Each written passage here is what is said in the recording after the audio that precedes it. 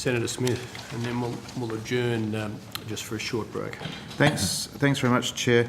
Mr McPhee, the 2000 audit report number 28 talks about the audit sample or the field work that you undertook, and I'm just wondering what process you went through to identify those 24 sites that you went to that are identified at table 1.1 in the report. How did you come to that? I'll ask my colleagues to respond, Senator Smith. It's not random in the sense, Senator, our focus was actually trying to get a representative sample. So we're trying to take into account a range of considerations. You know, we didn't want to, for example, have solely metropolitan areas. We felt we needed to have a cross-section, you know, not just one state and territory, and all various sort of judgmental factors brought into play to try and give us some confidence that the sample would give us something which was representative sufficiently across the AEC, because you'd never resource an audit to go everywhere. And that's something we also discussed with the AEC, not for them to vet what we're saying, but also if they could see anything which would suggest to them that it's not representative. And one of the reasons for that is because if the agency thinks that we haven't done sufficient work or sufficiently representative work, they're less likely to accept our findings and recommendations. And the focus for us is to make sure that they know that we'll do a rigorous, robust job. Therefore, if we have something to say, more likely they might listen to us.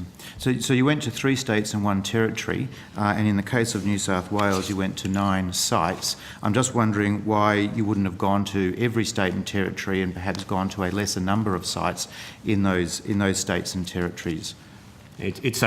It was one of our considerations as to those sort of options. But as I guess the thinking for us is, if you take New South Wales, with that we felt we could get a range of, you know, metro, rural, more remote within one state, and probably relates to Senator McDonald's question, because one of the things there is because of the state managers are in some ways, you know, somewhat autonomous.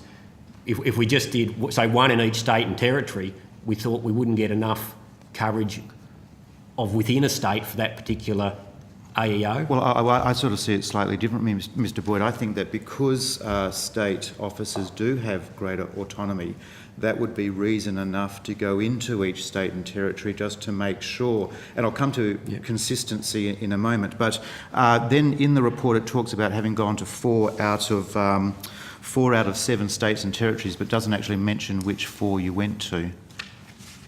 At page 44 it says 13 of the AEC's 127 division officers, which we talked about, as well as field work at the offices of 4 of the 7 state and territory Australian Electoral Offices.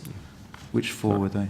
Oh, that's the 4 states. Yeah, right. Okay. I was just thinking maybe we weren't clear enough in referencing to the table. That was the... So we don't have any reference to Western Australia.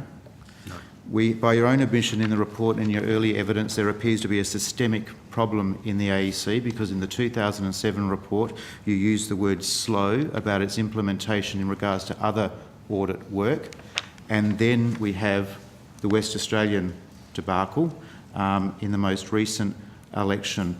So you know, it does appear there could have been some powerful alarm bells ringing as a result not just of this but of the previous audits, and now what we have in Western Australia, because perhaps that sample audit wasn't as expansive as it could have been.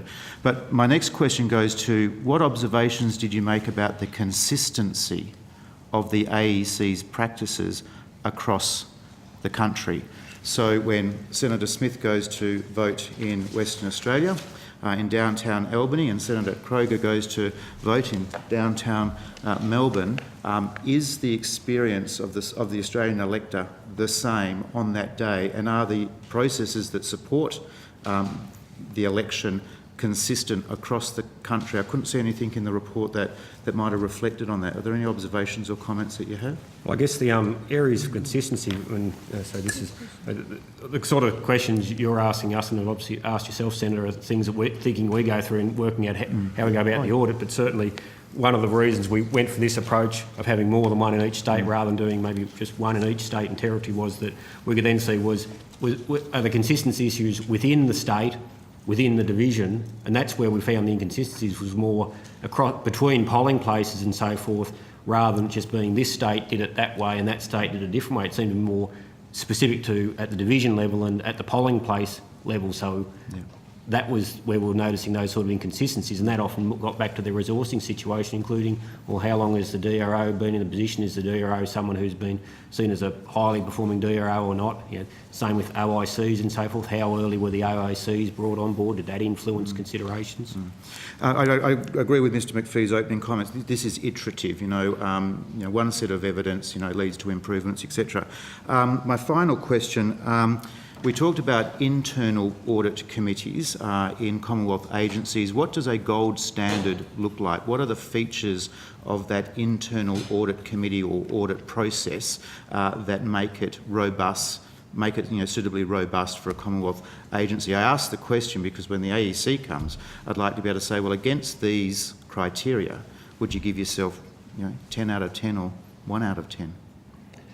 The audit committees have been one of the most significant improvements that in governance structures I think that we've seen in public sector agencies. So they play an important role. I think the message is these days they need to have independent members on them. Some would argue you're better off having an independent chair or rather than an in-house chair. I'm fairly neutral on that, but you can have an argument about that. The other thing, Senator, is generally they're just not audit committees. They're often audit and risk committees because it puts the emphasis on, is the organisation managing the risks to achieving its objectives in a coherent, sensible manner.